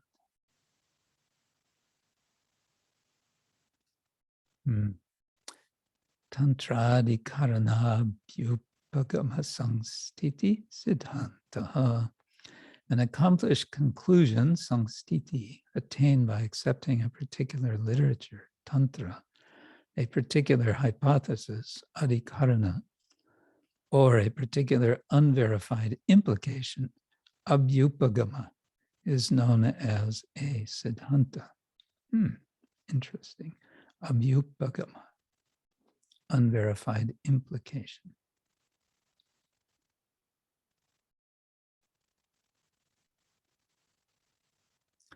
And there's two types of Tantra Sangstiti Siddhanta. There's Sarva Tantra Siddhanta and Prati Tantra Siddhanta. Well, this is interesting for me. I don't know if it's interesting for you. A Sarva Tantra Siddhanta is one which is well established in one literature and not contradicted by any other literature. For example, a statement such as eyes are sense organs may be given in one literature, and it is not contradicted in any other literature. Thus, such a statement becomes a Sarva Tantra Siddhanta. A Prati Tantra Siddhanta, however, may be established in one literature, but may be contradicted by other literature. For example, the followers of Advaitavada establish in their literature that this world is mithya, completely false, which is contradicted by Vaishnava Shastras, which say that the world is satyam, true, but temporary. Oh, and it gets more complicated. An adhikarana siddhanta is a conclusion that, when accepted, leads to acceptance of other siddhantas. For example, if someone accepts a statement, the soul is distinct from the body, they've already accepted the siddhanta that there is such a thing as the soul.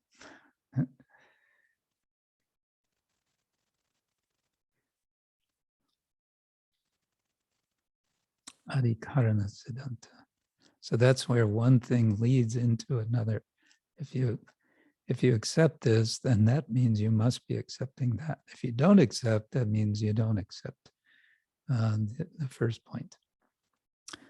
An abhyupagama siddhanta is one in which an unverified siddhanta is accepted as verified. And then based on that siddhanta, some other siddhanta is put to the test. For example, one may accept that soul exists and then try to verify the siddhanta that soul is distinct from matter.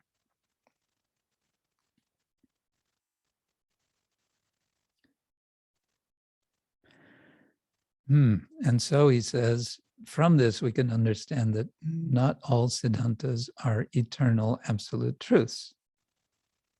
Some are context specific, and he gives an example.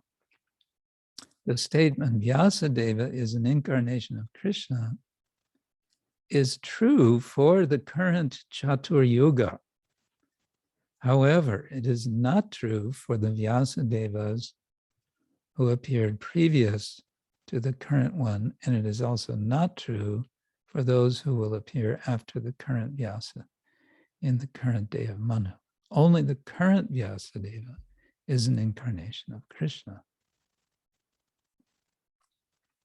Yeah, that's mentioned, as I remember briefly, also in the Tattva Sandarbha.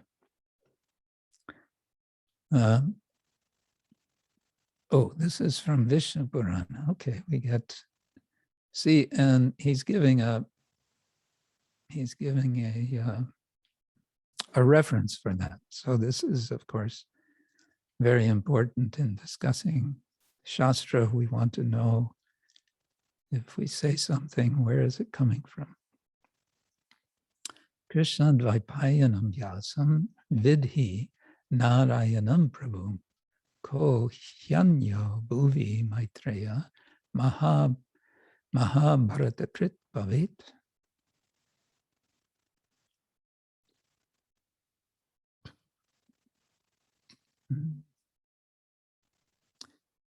Okay, so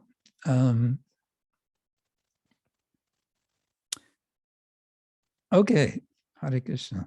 So we come to another point after this, the need for a concise statement of Siddhanta in hermeneutics. Because at some point, thinking about how Siddhanta how some statement should be aligned with Siddhanta, then the question can come, all right, but there's so much literature, how do we understand what is Siddhanta? And then comes this subject. It should be possible to make concise statements of Shastra. And that'll be the next topic. But now I want to pause and see if anyone wants to say something about any of this. I'm coming back to see if you're still awake.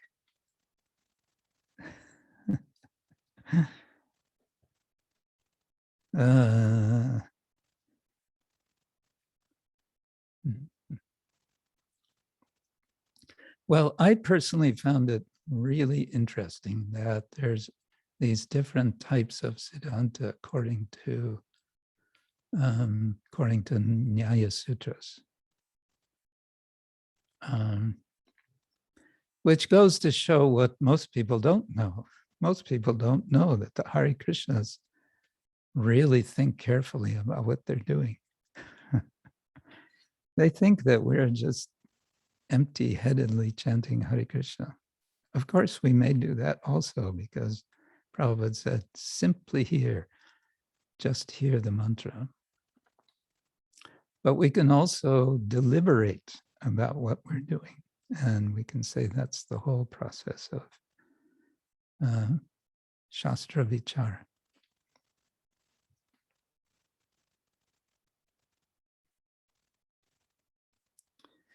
Hare Krishna. Anyone have any comments for this? Or we can go to other subjects, I suppose. Maybe you're wondering, so how much longer are you going to do this boring subject of hermeneutics? Well, it kind of depends on you. Oh, one thing I want to mention, we haven't had a surprise guest for some time. So next Saturday, Krishna willing, we're going to have a surprise guest. And I will say the surprise guest is one of the more senior devotees of our Sangha. And I think it will be very interesting for all of us. So please join us. You can also tell your friends. It's going to be a surprise. I don't know, should I keep it a surprise? Surprise is good? Surprise is good, okay.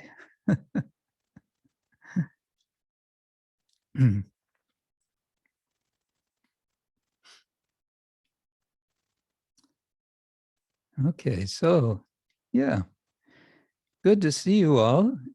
I'm seeing lots of smiling faces. We see Sugopi in Delhi, not Delhi, in Gurgaon, which is now Gurugram.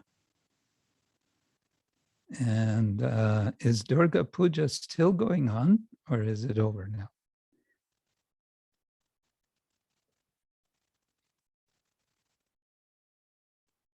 She was reporting to me about Durga Puja. And I don't know if it's, we can't hear you if you're speaking.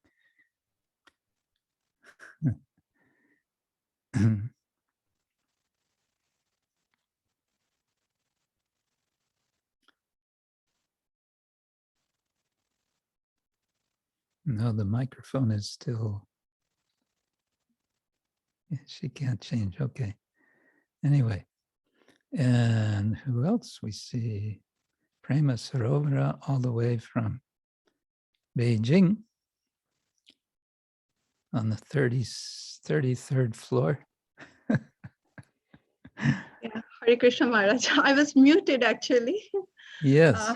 Yes. So yes, Durga Puja concluded yesterday, and in fact, I celebrated after quite a few years, and it was good. The Bengali flair, you get the Bengali flair because Bengali people, how they come together to celebrate. It's good that way. So it's sometimes good to keep in touch with your roots, I believe. So it was good at attending the Durga Puja, and I was in a Vaishnava mood, somehow trying to find link between Devi Durga and Lord Krishna, his creations, and how she's related to Krishna, and in that mood. And on many occasions, like when the Pujari was chanting the mantras, and of course it starts with Vasudevaya Nama. So I always knew that Lord Vasudeva was there. So that way I was, And we have the verse, I may have mentioned it last time, Lord Brahma, Srishti Stiti Pralaya Sadhana Shakti Reka Chayeva Yasya Bhuvanani Viparti Durga Ichana Rupam Api Yasya Chachishtate Sa Govinda Mahani Parisham Tamaham Bhajami. Jiva Goswami, somewhere in his Sandarbhas, mentions that there is a Durga in the spiritual world. There's a spiritual Durga. And so the Vaishnavas are appreciating especially that form of Durga. Don't ask me exactly where that is, but it's been some long time since I read that.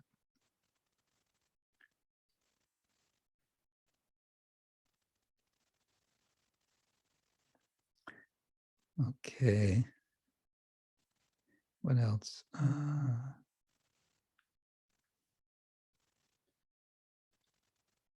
Some of you were speaking about learning prayers for or during the month of Kartik.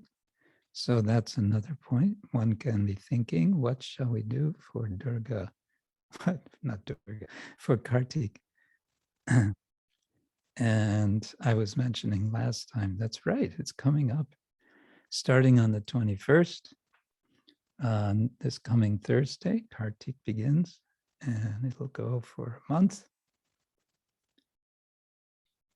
So this is a time when, if we are not able to go to Vrindavan, then we can mentally go to Vrindavan. Because Kartik in Vrindavan, that's the place to be. That's the place to be in that time of year. Krishna, Krishna, Krishna, hey. Okay. So I think it's time we can call it a day.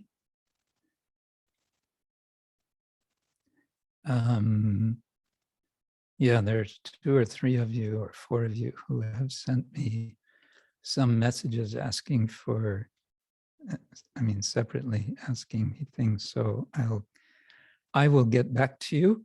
Those of you who've written something to me, you're waiting for answers to. So I'll get back to you individually, so to say.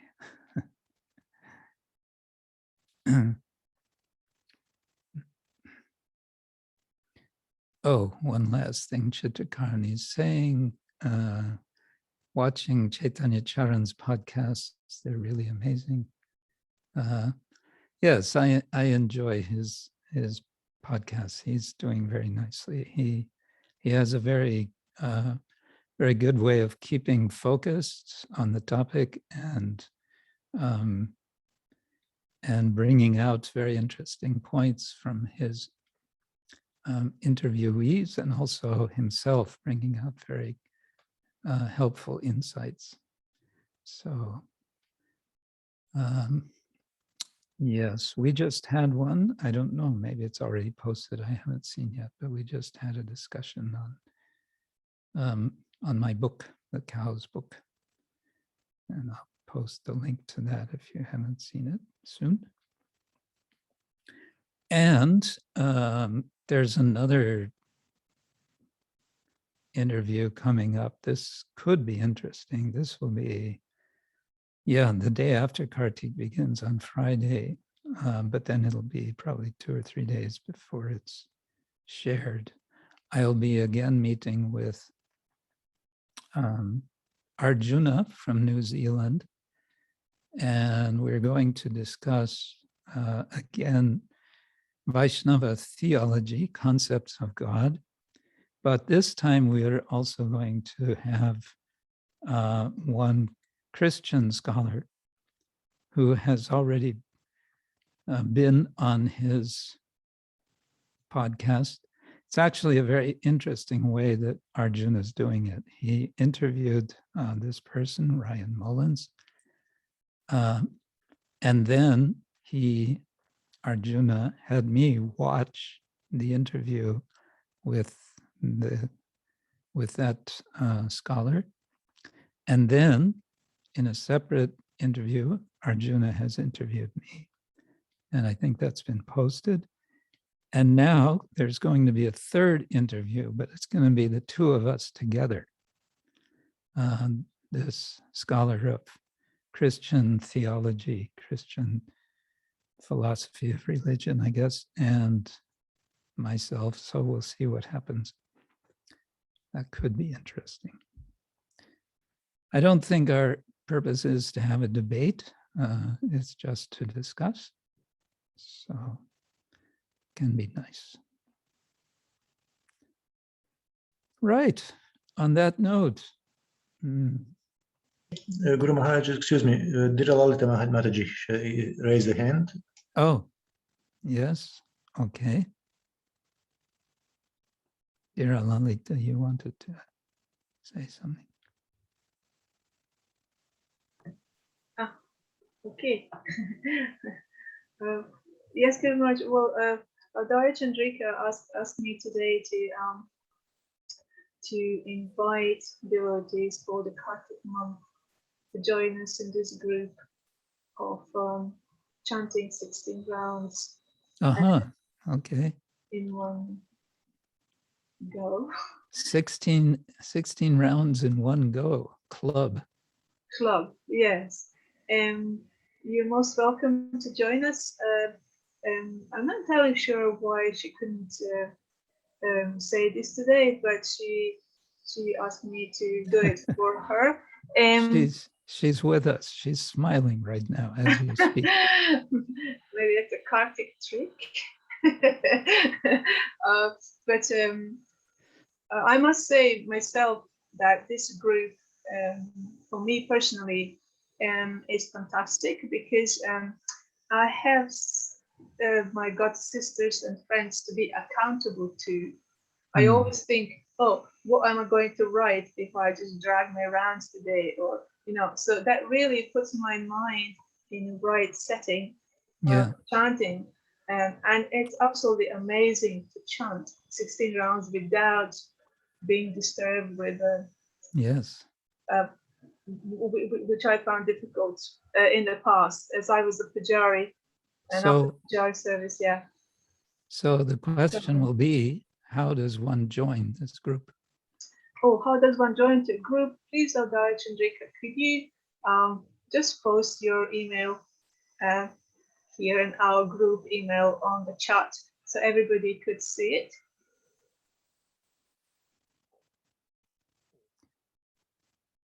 So she'll probably post it here now in the group.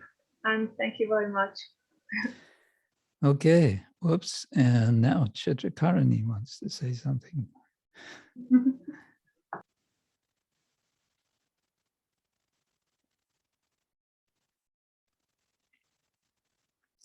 Need to unmute. Hare Krishna. Hare Krishna. When I hear Dira Lalita speaking now, I had this idea and I wanted to ask this idea to you if it is okay, and also to all the other disciples. There is a platform called Wonder Me, and if everybody is okay, I can create a platform for the disciples and followers of Krishna Kshetra Swami, and without paying any fee, we can be on this platform 24 hours a day. So it's like when Dira Lalita wants to create this group, it is actually visible in the desktop. It is just one of the windows, and if you are in your laptop computer or in your computer, it doesn't work on cell phones. Everybody could be visible on this platform, and for example, who are chanting, you come together, and also you can go out from this part and you can join to another group. It's just looking at the people from the top, and they can create their own groups and they can talk simultaneously. So it's not like WhatsApp, or even better than Zoom. It's like 24 hours of connection as long as your computer is on. So it can bring all the disciples together. Yeah, it is okay. I can create a platform like this. Big Brother is watching you. The Guru is watching you. What is that called? It is called Wonder Me. Wander or wonder? Wonder. WOND. Wonder. Okay. Well, you can all discuss that. I think I don't want to carry this on longer, but I would mention. Let's see, is she here? I don't know. Dayashri, are you here? Because she's been working together with Soumya Karani on sort of a plan for organizing media for us. Maybe she's not here today. Yeah, I think she's not here. Yeah, so maybe she wants to know about that too. Interesting idea. I think I'm the sort of person I want to first read about it and, see exactly how everything works. So I don't want to say, yes, I'm for it, or no, I'm against it. Whatever devotees want to do to come together, why not? Yes, it's to bring the disciples together, and Madhajis can chat about their things, and then Prabhus can chat about other things. Oh, I see. So it's like have rooms. Connection. Yes, there are rooms. So it can bring the people more close together. Or two people can talk also personally on that group. Yeah.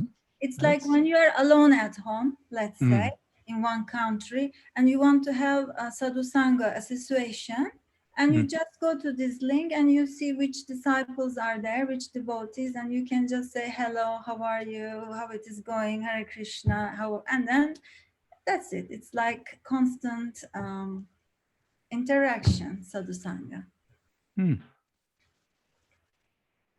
Interesting. Okay. Guru Maharaj, I remember the first time I proposed you WhatsApp. I said, Guru Maharaj, you should use WhatsApp. It's amazing. And you were skeptical about it. I'm always skeptical. But I just searched Wonder Me and it doesn't show such thing. I don't know. I will send you the link. Okay. Let's stop there for today. I wish you all a wonderful week. Let us always be in in the swim of Krishna consciousness. Hare Krishna, Hare Krishna. Maharaji, I Krishna was Krishna, here. Hare I've Hare, just, Hare Maharaji, I'm Ram, here. Hare Ram, Ram Ram, Can Hare you, Hare. can you hear Oh, me? you are here. Now I hear you. Yes. Maharaji, I'm having problems. I said, don't think you can hear me. I'm so sorry, but I will come back on it next week when we meet. Okay. Hare Krishna. We will give some update. Okay, Good. I'm so sorry. Okay. Hare Krishna. That was Arunodaya Shri. Hari Srila Bol Gurudev. Prabhupada ki jai. Ananta Jai. Krishna Hare Vrinda ki Krishna. jai. Gaur Jai. Premanande. Hare Hare Krishna. His Holiness Krishna Kshetra Swami ki jai.